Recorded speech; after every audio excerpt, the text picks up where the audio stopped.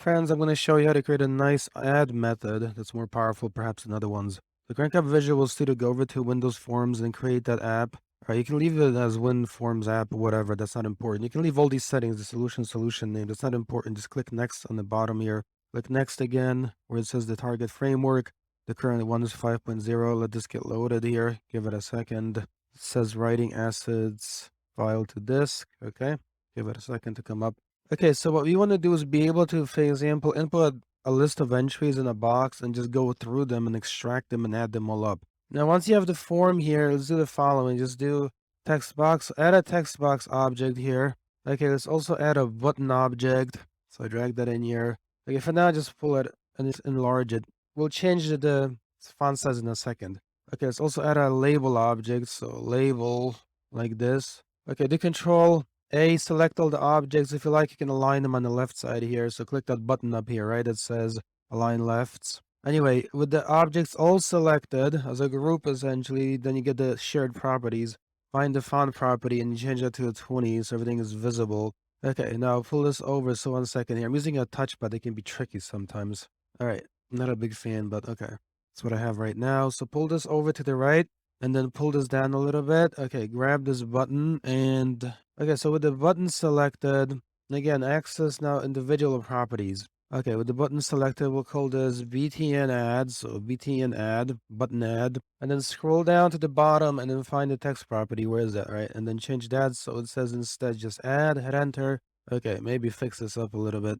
Okay, again, select the label object. Don't do that, you see? You have to be careful. My computer is having some issues here. Select the label object, don't double click. And then just change this so it says LBL output. Give it a sec and then scroll down to those properties, find the text property and just clear that out. Okay, so the label is still there, it's just empty of text.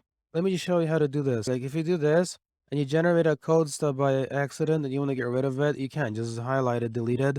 But then when you go back to the form designer, look what happens. You get this error message that says the code within this method is generated by the designer and should not be manually modified. Not true, just click on go to code. All it does is just adds this event handler here. Just double click on this line, delete it. Don't worry about it. You see, then you go back over here and everything's back to normal.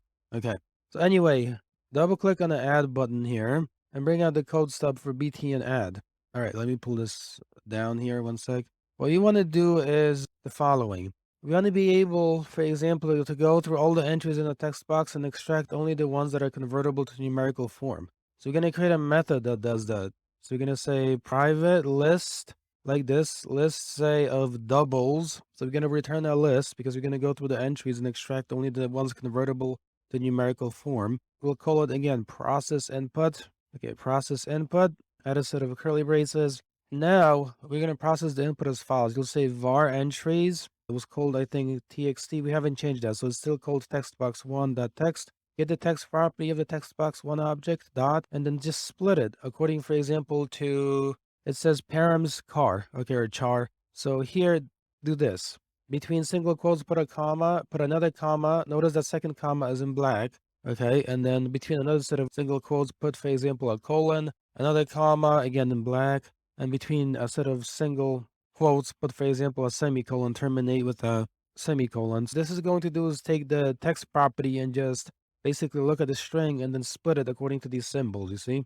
So here, where it says params char, that's what it says. You can specify a variable number of arguments there of various types. You want to use those to separate your string into pieces. Once you have the string separated into pieces, then you can do something like this. Make a new list, a list of doubles. We're going to extract just the ones that are representative of something numerical. So list double, we'll call it D. And now there's a new syntax you can use. You can just type new like this. That's it. You don't have to type new list of doubles. You can just use this shortened syntax right here. That's going to make a new list of doubles. If you put your mouse over it, initializes a new list of the type that it is empty, has the default initial capacity. That's all we need to know. Just make the list. And then you can do this. For each var c in entries, so that array, the entries array, we got from splitting here, right? Remember that when the split method runs, it returns a string array right here. You see this? That's why you can iterate over it with the for each. It's that kind of object. We'll say if double.tryparse, and then we'll say C, then you can type out double R this way. So this just says, of course, try to parse each entry in the list into numerical form. If that succeeds, the result gets stored over to R. If it doesn't succeed, then this fails, right? And if skips, basically. All right, then we'll say D.add and then R, terminate with a semicolon. And then at the end, just type return D. That's the list of doubles, okay? Now that we've done that, we want to make use of this list, display the sum of the entries. So you can say var in the body of add underscore click, type var and then entries, and then call process input this way. So input, terminate with a semicolon. Once you've done that, then you can use the following, type lbl output, that text, and then plus equals, we're going to build up the output, and then say a dollar symbol for string interpolation, double quotes, and we'll say sum equals. We want to just sum the entries quickly without having to do like a for each loop. So to do that, you can type within a set of curly braces, entries.sum.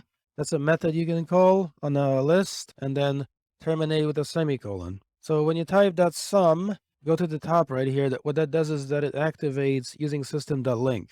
Okay? This is what I mean. Take this using system.link right here and like disable it by commenting it out. Go back to the bottom here, and you see immediately sum gets underlined with a red squiggly. That proves that sum is accessed by having across the top the directive that says using system.link active right there, okay? Because then when you go back down, you see sum becomes active, no more red squiggly. So this is the code. You really should pause and type this in the project that we own, but let's run it. So start without debugging, give it a second to come up here. All right, let's test this out. So let's see what happens. Imagine I just do 1, 2, 3, commas only, hit add, and it says the sum is 6, right? And now do like a -5 in there. Well, the sum is 1, but you see they're on the same line. We don't want that, so terminate this. And then go back, and where it says sum entries with the sum right here at the end of that line, put a slash and an N. That will help to push the cursor down to the next line. So run it again, start with that debugging. Give it a second to come up. Okay, so 1, 2, 3, 4, 5. Had to add. Okay, sum is 21. And put some negative 20 in there, add. That's one that's correct, right? Because it's 20 minus the 20. Okay, try all negative numbers, for example. Well, yeah. Add. That's -9. That's correct. It's -4 plus -5. So now what happens in the case of bad input? That's the beautiful part. Take a look. Type in junk. Okay, so add some numbers, but then add some junk in there.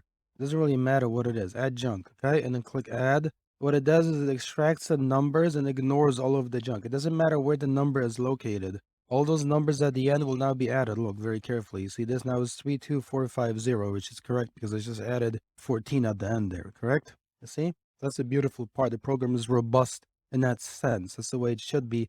You don't know what people will type into a text box and you program in advance after all. Shut this down. This is all the code. Please be sure to leave a like.